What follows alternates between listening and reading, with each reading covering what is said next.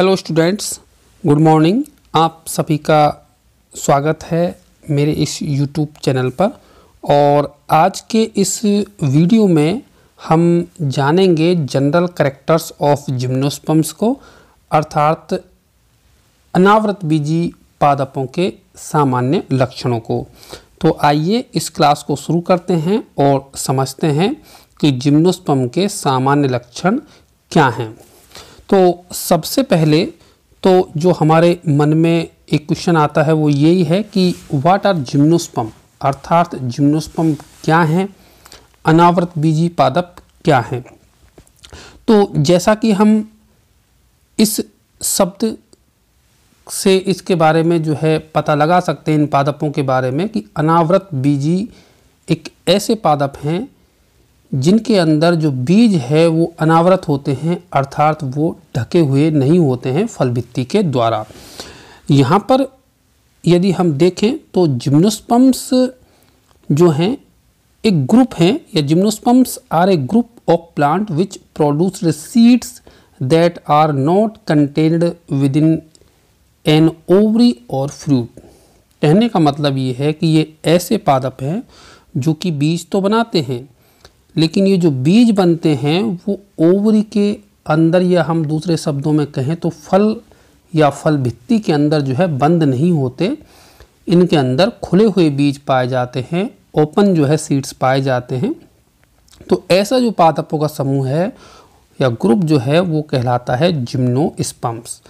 अब यहाँ पर यदि हम इस जिम्नोस्पर्म जो शब्द है उसको देखें तो ये दो शब्दों से इसकी जो है उत्पत्ति हुई है, या ये मिलकर के बना हुआ है, जिसमें पहला है जिम्नोस, जिसका मतलब होता है नेक्ड, और स्पर्मा तो आप जानते ही हैं कि सीड के संदर्भ में काम में लिया जाता है। तो इस शब्द का जो अर्थ निकलता है वो निकलता है नेक्ड सीड, अर्थात ये जो प्लांट हैं जिम्नोस्पर्म वो नेक्ड सीड्स वाले प्लांट्स हैं। इन पादपों को इसीलिए फेनेरोगेम्स विदाउट ओवरी कहा जाता है, अर्थात ये ऐसे पुष्पीय पादप हैं जिनके अंदर जो ओवरी है वो एब्सेंट होती है, अर्थात इनके अंदर जो बीज हैं वो अंडाशय में बंद नहीं होते हैं। और दूसरी तरफ जब हम देखते हैं एंजियोस्पर्म प्लांट्स को तो उनके अंदर जो है ओवरी वाल जो है वो पाई जाती है, और उससे जो है ये जो बीज होते हैं वो ढके हुए होते हैं। तो ये जो है जिम्नोस्पर्म जो समूह है वो स्पर्मेटोफाइटा जो डिवीजन होता है हमारा उसमें रखे जाते हैं, अर्थात जो बीजी जो पादप होते हैं उन पादपों के साथ में ही हम इनको रखते हैं। और जो स्पर्मेटोफाइटा है, इस स्पर्मेटोफाइटा डिवीजन में जो दो सब डिवीजन हैं उनमें से एक जो है हमारा जिम्नोस्पर्म है और दूसरा जो है हमारा एंजियोस्पर्म है। तो ऐसे में इतना तो अब हम जान ही गए हैं कि जिम्नोस्पर्म जो है वो ऐसे बीजी पादप हैं जिनके अंदर बीज तो बनते हैं, लेकिन वो बीज जो बनेंगे वो खुले हुए होते हैं, अर्थात वो अंडाशय या फिर हम ऐसा कह सकते हैं कि फल भित्ति के द्वारा कवर्ड नहीं रहते हैं। अब इस शब्द की यदि बात की जाए कि जो ये वर्ड है जिम्नोस्पर्म वो किसने दिया था, तो ये जो शब्द है वो थियोफ्रेस्टस के द्वारा दिया गया था, जो कि एरिस्टोटल के शिष्य थे, उनके पीपल्स थे। तो उनके द्वारा जो है ये जो शब्द है वो दिया गया था।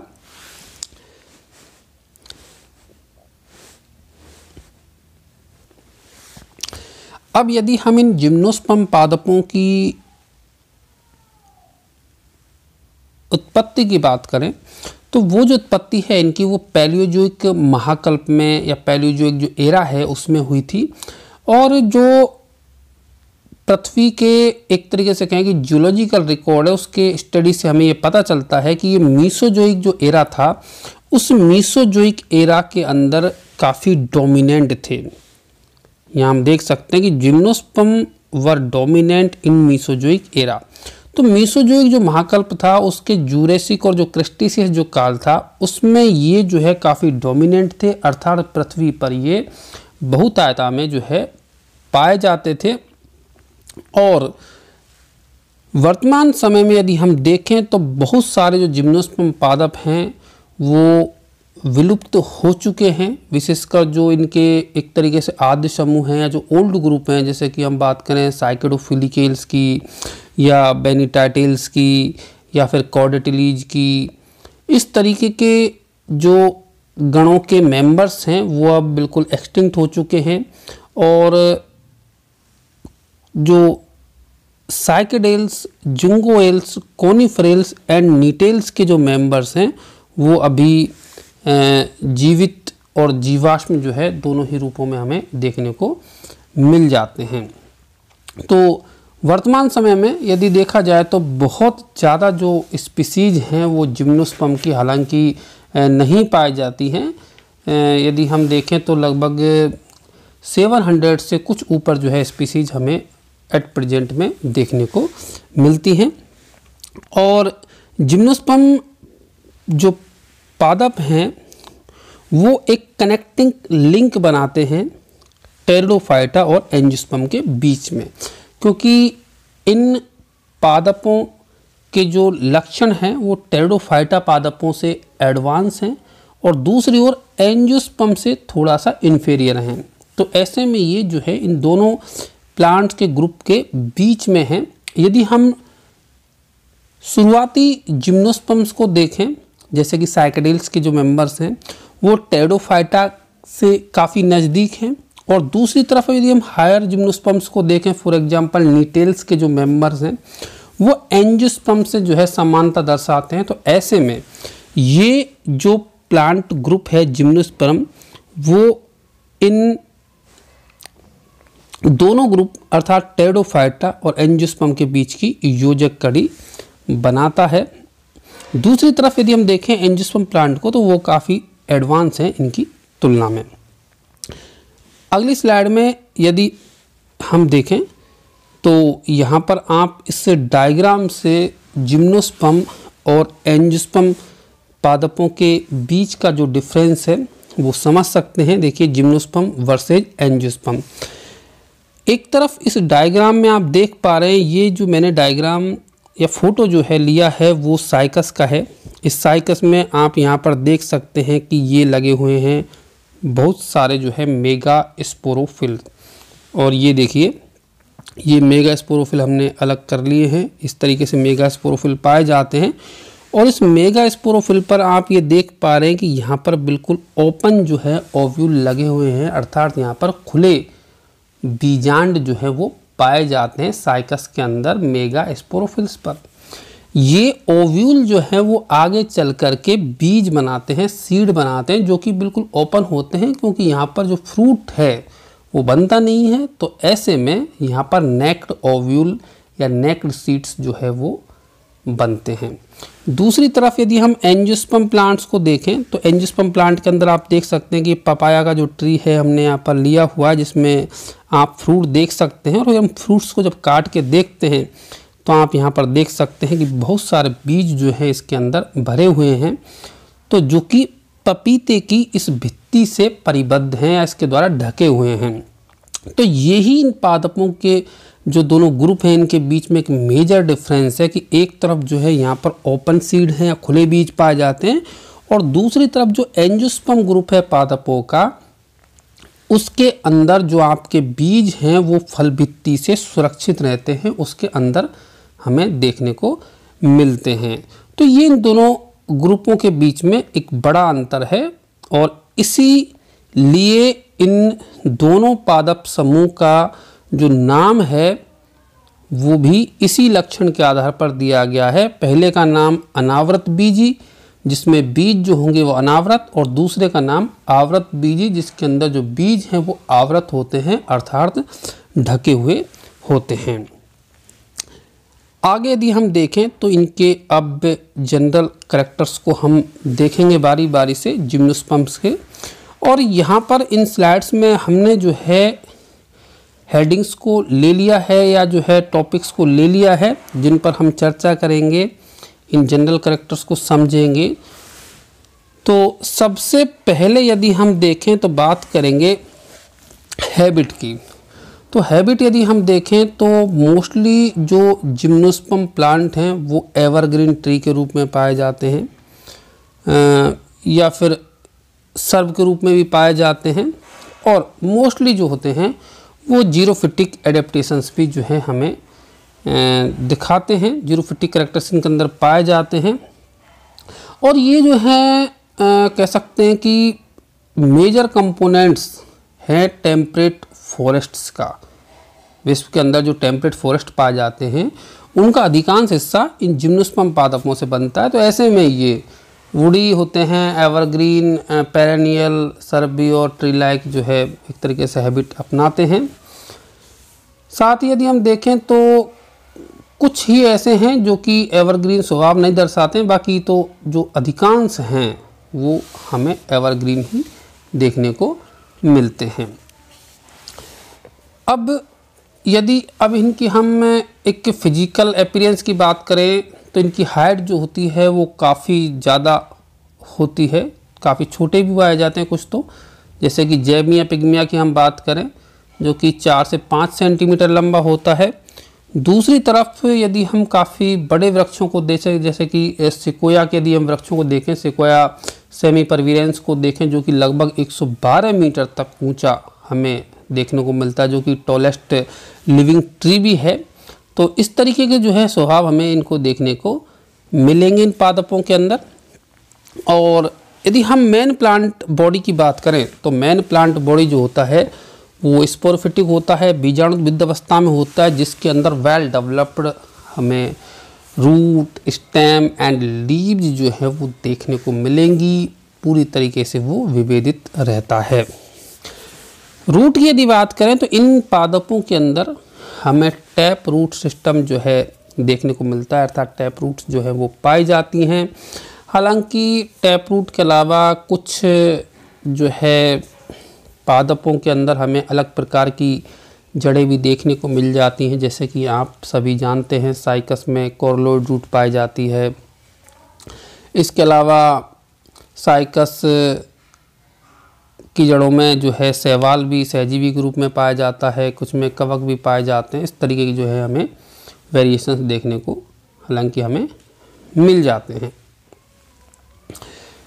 यदि हम स्टेम की बात करें तो स्टेम जो होता है ये इनका इरेक्ट होता है, वुडी मिलेगा, ब्रांच्ड होता है सामान्य तौर पर, कुछ में अनब्रांच्ड भी जो है हमें देखने को मिल जाएगा। अलग अलग पादपों में जो है ये अलग अलग तरीके से हमें देखने को मिलेगा। यदि हम देखें कि अनब्रांच्ड यदि कंडीशन जो है हम देखें तो अनब्रांच्ड हमें देखने को मिल जाएगी, जैसे कि साइकस के अंदर। साथ ही एक तने का जो महत्वपूर्ण लक्षण जो हमें देखने को मिलता है कि लीफ स्केयर्स जो हैं वो प्रेजेंट होते हैं, अर्थात पर्ण दाग जो हैं उनकी उपस्थिति जिम्नोस्पर्म के जो स्तंभ है उसका एक इम्पोर्टेंट कैरेक्टर होता है। हालांकि कुछ पादप ऐसे भी हैं जैसे कि जैमिया के अंदर जो है हमें ट्यूबरस स्टेम भी देखने को मिलता है। और स्टेम के अंदर यदि हम वस्कुलर बंडल्स की बात करें तो वस्कुलर बंडल्स तो हालांकि हमें conjoint, collateral, open and endarch type के मिलते हैं, जो कि यूजुअली अगर हम देखें तो रिंग के अंदर जो है हमें देखने को मिलेंगे। अब इसके बाद में यदि हम इसमें लीव्स की बात करें तो लीव जो होती हैं वो जनरली डाइमॉर्फिक होती हैं। 2 टाइप्स की अर्थात हमें देखने को मिलेंगी। पहली होती हैं फोलिएज लीव और दूसरी जो होती हैं वो स्केली लीव जो होती हैं। और साथ ही साथ ये जो हैं हमें काफ़ी बड़ी भी देखने को मिल सकती हैं, जिनको हम मेगाफिलस भी कहते हैं, और पिन्नेटली कंपाउंड देखने को मिल सकती है जैसे कि साइकस के अंदर, या फिर जो है ये माइक्रोफिलस हो सकती है, मतलब काफ़ी छोटी हो सकती हैं और निडल लाइक भी मिल सकती है हमें, जैसे कि पाइनस के अंदर। कुछ पादप तो ऐसे हैं इनमें जिनमें केवल आपको इसके लिए लीव्स ही देखने को मिलेंगी। फॉर एग्जांपल इफिड्रा जो है आप जानते ही हैं। एफिड्रा के अंदर जो है हमें केवल और केवल जो स्केली लीव्स हैं वो ही देखने को मिलती हैं। और साथ ही यदि हम पत्तियों की बात करें तो पत्तियां जो होती हैं वो जीरोफिटिक जो कैरेक्टर्स है वो जो है आपका शो करती हैं।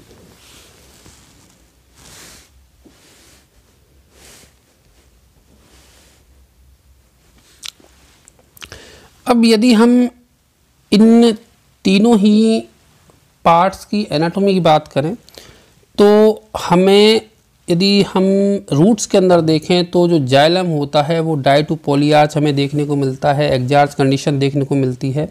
वहीं स्टेम के अंदर जो कॉर्टेक्स होता है वो मोस्टली पेरेन्काइमेटस जो है होता है, और साथ ही इसमें स्टार्च ग्रेन्स एंड टेरिन भी जो है देखने को मिल जाता है। कोलेट्रल एंडार्च जो है ओपन आपको बताई है कि वस्कुलर बंडल्स पाए जाते हैं। साथ ही जाइलम का जो एक कैरेक्टर हम देखते हैं यहाँ पर जो कि काफ़ी महत्वपूर्ण है कि जाइलम के अंदर हमें यहाँ पर वेसल्स जो होंगी वो एब्सेंट मिलेंगी, अर्थात यहाँ पर आपकी वाहिकाएं जो हैं वो नहीं पाई जाती हैं। जाइलम केवल जो है यहाँ पर ट्रैकिड्स का एंड जाइलम पेरेन्काइमा का बना होता है। केवल हम अपवाद स्वरूप छोड़ सकते हैं नीटेलीज गण को। नीटेलीज के जो अंदर है इनके अंदर हमें जाइलम जो है वाहिकाएं पाई जाती हैं, वेसल्स जो है देखने को मिलेंगी हमें फॉर एग्जांपल एफिड्रा के अंदर, वरना तो सबके अंदर ही जो है हमें जाइलम के अंदर जो वेसल्स हैं उनका अभाव पाया जाता है। इसी तरीके से यदि हम फ्लोएम की बात करें तो फ्लोएम जो है वो सीव ट्यूब्स का एंड फ्लोएम पेरेन्काइमा का बना होता है, और यहाँ पर जो है कंपेनियन सेल जो हैं वो, या जिनको हम सहकोशिकाएं कहते हैं, वो नहीं पाई जाती हैं। और इसका भी जो अपवाद है वही नीटेलीज जो है गण है, वहाँ पर जो है ये सहकोशिकाएं पाई जाती हैं। और ये जो लक्षण है वो एंजियोस्पर्म का एक कैरेक्टरिस्टिक्स फीचर है, तो ऐसे में वहाँ पर ये दोनों ही प्रकार की जो सेल्स हैं वो पाई जाती हैं। तो नीटेलीज जो है इस मामले में एंजियोस्पर्म के काफ़ी नज़दीक है। यदि हम सेकेंडरी ग्रोथ की बात करें तो इन पौधों के अंदर जो है हमें सेकेंडरी ग्रोथ या द्वितीयक वृद्धि जो है वो देखने को मिलती है सभी पौधों में, और क्लियर एनुअल रिंग्स जो हैं उनका बनना यहाँ पर पाया जाता है। एनुअल रिंग्स जो है यहाँ पर, या जिनको हम कहते हैं वार्षिक वलय, वो बनते हैं। और इसके बाद में यदि हम देखें वुड की बात करें या कास्ट की बात करें तो यहाँ पर जो कास्ट है वो दो प्रकार की हमें देखने को मिलती है, जिसमें से मेनोजाइलिक है एक तो, और दूसरी पिक्नोजाइलिक है। मेनोजाइलिक की बात करें तो इस कास्ट के अंदर जो है हमें पिथ और जो कॉर्टेक्स रहता है वो काफ़ी वेल डेवलप्ड होता है। साथ ही मेडुलरी जो रेज होती हैं वो काफ़ी ब्रॉड होती हैं, और जिसके कारण ये जो वुड है वो थोड़ी सी कम कॉम्पैक्ट होती है, कम मजबूत होती है, और इसीलिए इसको मेनोजाइलिक कहा जाता है, या हिंदी में इसको विरल दारुक कहा जाता है, क्योंकि इसके अंदर जो दारू तक है अर्थात जो जाइलम है उसकी कमी होती है। और ये कास्ट जो है हमें साइकस के अंदर देखने को मिल जाएगी। दूसरी तरफ पिक्नोजाइलिक जो कास्ट है उसके अंदर जाइलम जो तत्व होते हैं, जाइलम जो एलिमेंट्स होते हैं उनकी काफ़ी अधिकता होती है, और उस वजह से जो कास्ट है वो काफ़ी सघन होती है, कॉम्पैक्ट होती है और काफ़ी मजबूत होती है। इकोनॉमिक पॉइंट ऑफ व्यू से भी ज़्यादा काम की होती है, वो मिलेगी हमें पाइनस के अंदर। ये जो क्वेश्चन है वो कई बार एग्जाम के अंदर भी पूछा जाता है कि what is मेनोजाइलिक and pycnoxylic would, इस तरीके से। और पत्तियों की भी यदि हम बात करें तो पत्तियों के अंदर जो है जीरोफिटिक कैरेक्टर जो है देखने को मिलते हैं, जैसा कि मैं आपको कह ही रहा था। और साथ ही लीव्स के अंदर जो है ट्रांसफ्यूजन जो टिश्यू है वो प्रेजेंट होता है, अर्थात यहाँ पर जो है जो पार्श्व शिराएं होती हैं, जो लेटरल्स वेन होती हैं वो तो पाई नहीं जाती हैं। तो ऐसे में जो आपका ट्रांसफ्यूजन जो टिश्यू है वो पाया जाता है, जो कि लेटरल ट्रांसलोकेशन करता है पोषक पदार्थों का। और साथ ही इन पत्तियों के अंदर जो जो एपिडर्मिस है वो क्यूटिकल की मोटी परत के द्वारा कवर्ड रहती है, और सकन जो है स्टोमेटा या धसे हुए जो रंध्र होते हैं वो हमें देखने को मिल जाएंगे, जो कि एक जीरोफिटिक कैरेक्टर्स को शो करते हैं। तो ये जो है इनका एक काफ़ी एक कैरेक्टरिस्टिक फीचर है, ट्रांसफ्यूजन टिश्यू का पाया जाना, और साथ ही जो है जो धसे हुए रंध्र हैं वो पाए जाते हैं। यदि हम देखें मीजोफिल भी जो है स्पंजी और पेलिसेड सेल्स में जो है यहाँ पर डिवाइड हो भी सकता है अथवा नहीं भी डिवाइड हो सकता है, जैसे कि पाइनस के अंदर, सिड्डस इत्यादि के अंदर। अब नेक्स्ट जो कैरेक्टर्स इनका आता है वो आता है हेट्रोस्पोरस होना, अर्थात इस समूह के जो पौधे हैं वो हेट्रोस्पोरस होते हैं, अर्थात विषम बीजाणुक होते हैं। दोनों प्रकार के बीजाणु इन पौधों के अंदर पाए जाते हैं, अर्थात माइक्रोस्पोर एंड मेगास्पोर जो हैं वो आपको देखने को मिलेंगे। दोनों ही प्रकार के जो बीजाणु हैं वो यहाँ पर पाए जाते हैं। गुरु और लघु बीजाणु जो है दोनों ही मिलेंगे आपको। साथ ही आप देखें तो माइक्रो स्पोरेंजिया जो लगती हैं वो माइक्रोस्पोरोफिल्स पर लगती हैं, और मेगास्पोरेंजिया जो लगती हैं वो मेगास्पोरोफिल्स पर लगती हैं। और ये जो सभी हैं वो कॉम्पैक्ट होकर के कोन्स का निर्माण करते हैं, अर्थात इन पादपों के अंदर हमें जो है शंकु देखने को मिलेंगे, कोन देखने को मिलेंगे। और ये जो कोन बने होते हैं वो बीजाणु पर्णों से बने होते हैं। नरशंकु होगा, नरशंकु जो है वो माइक्रोस्पोरोफिल से मिलकर बनता है, और जो मादा शंकु होगा वो मेगास्पोरोफिल से मिलकर बनता है। हालांकि साइकस के अंदर हमें फीमेल कोन देखने को नहीं मिलेगा। इस नेक्स्ट स्लाइड में हम ये कुछ फोटोग्राफ देख सकते हैं। इन फोटोग्राफ्स में आप देखिए कि किस तरीके से इन पादपों के अंदर कोन्स का निर्माण होता है। पहला जो आप यहाँ पर ये फोटो देख पा रहे हैं ये साइकस का है। इस साइकस में आप ये देखिए, ये साइकस का मेल कोन जो है लगा हुआ है। इस तरीके से इन पादपों में मेल कोन लगते हैं। दूसरी तरफ आप थूजा के अंदर देख पा रहे हैं ये फीमेल कोन है। तो यहाँ पर ये जो लघु और गुरु बीजाणुपर्ण है या माइक्रो एंड मेगास्पोरोफिल्स हैं वो मिलकर के कोन्स का निर्माण करते हैं। हालांकि साइकस के अंदर फीमेल कोन का निर्माण नहीं होता है, उसके स्थान पर आप ये देख सकते हैं कि यहाँ पर मेगास्पोरोफिल्स लगे होते हैं, जो कि सामान्य पत्तियों के साथ ही गुच्छे में उत्पन्न होते हैं, क्लम्स में लगते हैं ये, और इनके ऊपर ये बीजांड आप देख सकते हैं। तो यहाँ पर कोन्स का जो है निर्माण होता है। अब ये जो कोन होते हैं जनरली तो मोनोस्पोरेंजिएट होते हैं, या कहने का मतलब है यूनिसेक्सुअल होते हैं। कुछ स्पीसीज ऐसी हैं जैसे कि फिड्रा फोलिएटा, इनमें ये हमें बाइस्पोरेंजिएट कोन भी जो है देखने को मिलेंगे। और जो मैं भी आपसे कह रहा था कि माइक्रोस्पोरोफिल से जो शंकु होते हैं वो नरशंकु कहलाएंगे, जैसे कि हम देख पा रहे हैं ये मेल कोन है, और दूसरी तरफ जो है ये आपका फीमेल कोन है। फीमेल कोन जो होते हैं वो मेगास्पोरोफिल से बने हुए होते हैं। और ये नरशंकु के अंदर जो माइक्रोस्पोरोफिल्स होते हैं, इन माइक्रोस्पोरोफिल की जो एबैक्सियल सतह होती है, जो निचली सतह होती है, इन निचली सतह पर जो है हमें देखने को मिलेंगी बीजाणु धानियाँ। ये देखिए ये हो गया आपका मेल कोन। ये मेल कोन जो बना हुआ है वो माइक्रोस्पोरोफिल से बना हुआ है, और इस प्रत्येक माइक्रोस्पोरोफिल की इस तरीके से निचली वाली सतह पर हमें बहुत सारी जो है लघु बीजाणु धानियाँ देखने को मिलेंगी, जिनकी संख्या जो है वो अलग अलग हो सकती है अलग अलग पादपों के अंदर। जैसे कि साइकस के अंदर अनिश्चित है, काफ़ी हो सकती है, पाइनस में सीमित लगती हैं, 2 लगती हैं।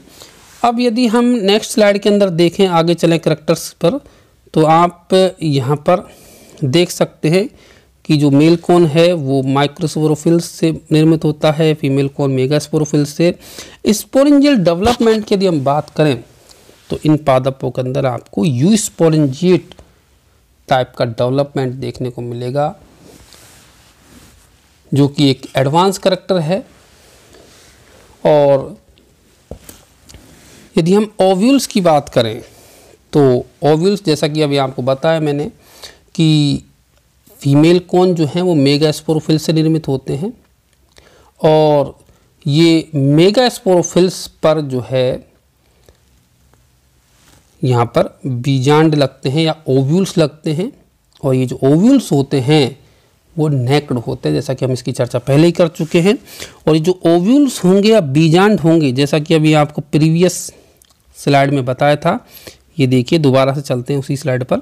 ये देखिए यहाँ पर आप ये देख पा रहे हैं, ये ओव्यूल्स लगे हुए हैं जो कि नेक्ड ओव्यूल्स हैं। साइकस के अंदर आप ये देख सकते हैं सबसे बड़े ओव्यूल्स पाए जाते हैं।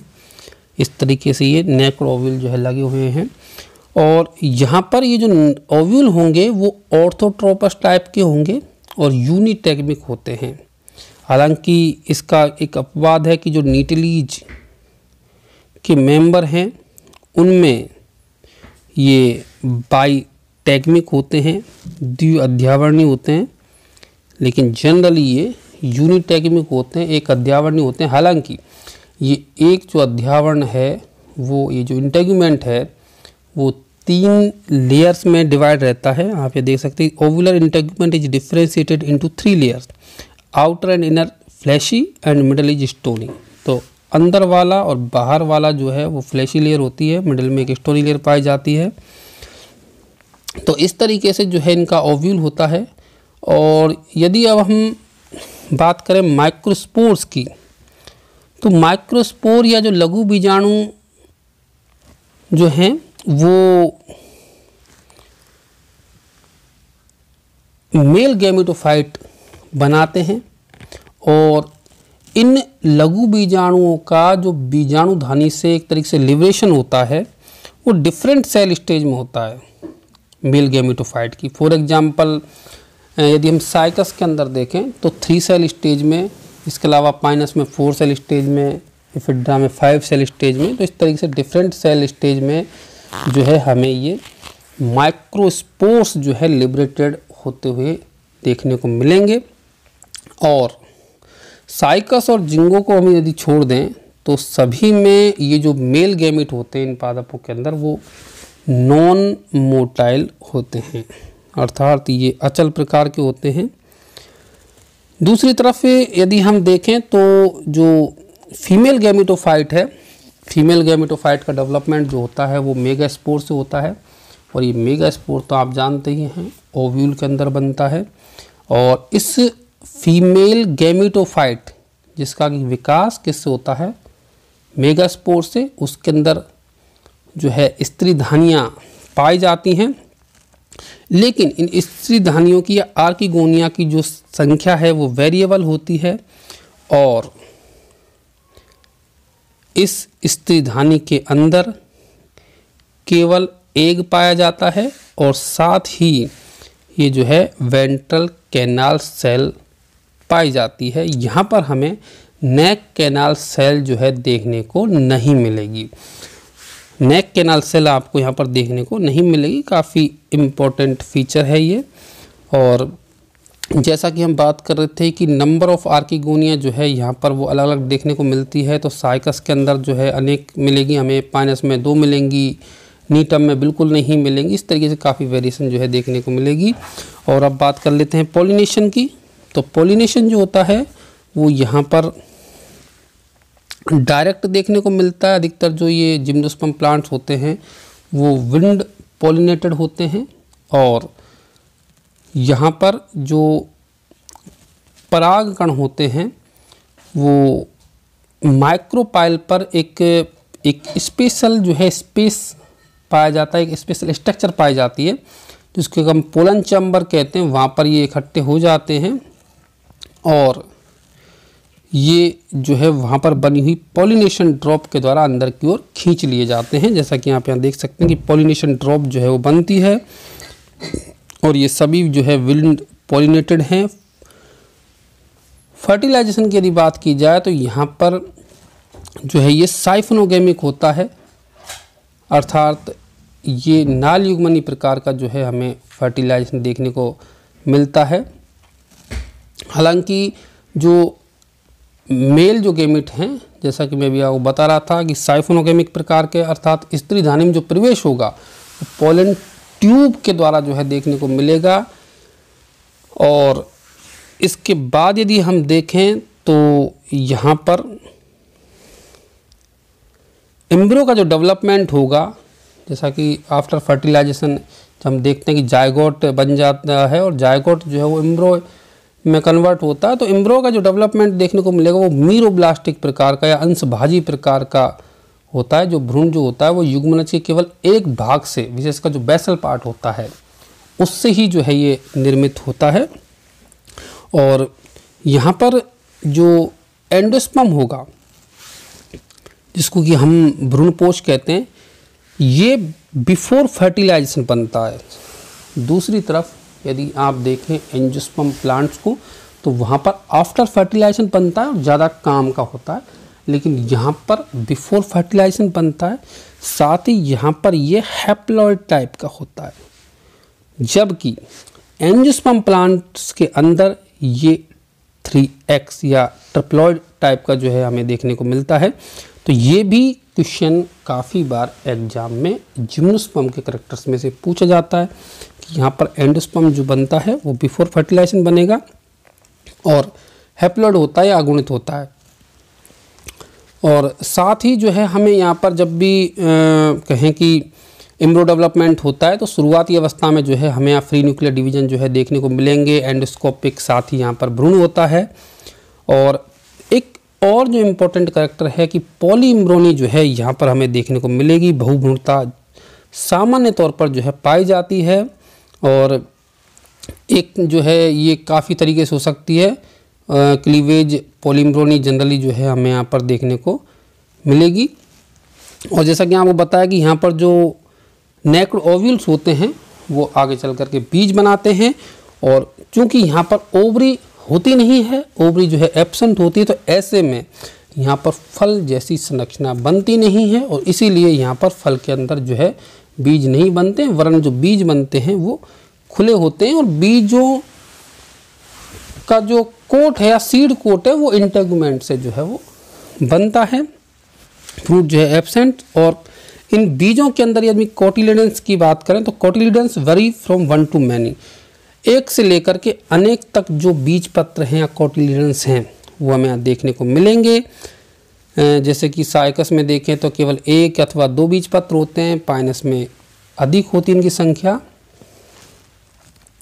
और कुछ को छोड़ करके वैसे अधिकतर जो जिम्नोस्पर्म होते हैं वो हालांकि जो सीड्स होते हैं इनके डोरमेंट स्टेज में पाए जाते हैं, जो बाद में जो है ये जर्मिनेट्स होकर के एक नया प्लांट या नया स्पोरोफिटिक जो बॉडी है वो बनाते हैं। और इन प्लांट्स के अंदर जो है हमें डिस्टिंक्ट अल्टरनेशन ऑफ जनरेशन जो है वो देखने को मिलता है, जिसमें ये डिप्लॉयड जो स्पोरोफिटिक फेज होती है वो डोमिनेंट होती है और हैप्लॉयड जो गेमेटोफिटिक फेज होती है वो एक कह सकते हैं कि रिड्यूस्ड होती है और बीजाणुविद प्रावस्था पर डिपेंडेंट होती है। तो यहाँ पर हमें डोमिनेंट जो पीढ़ी देखने को मिलती है वो स्पोरोफिटिक जनरेशन होती है, स्पोरोफिटिक फेज होती है।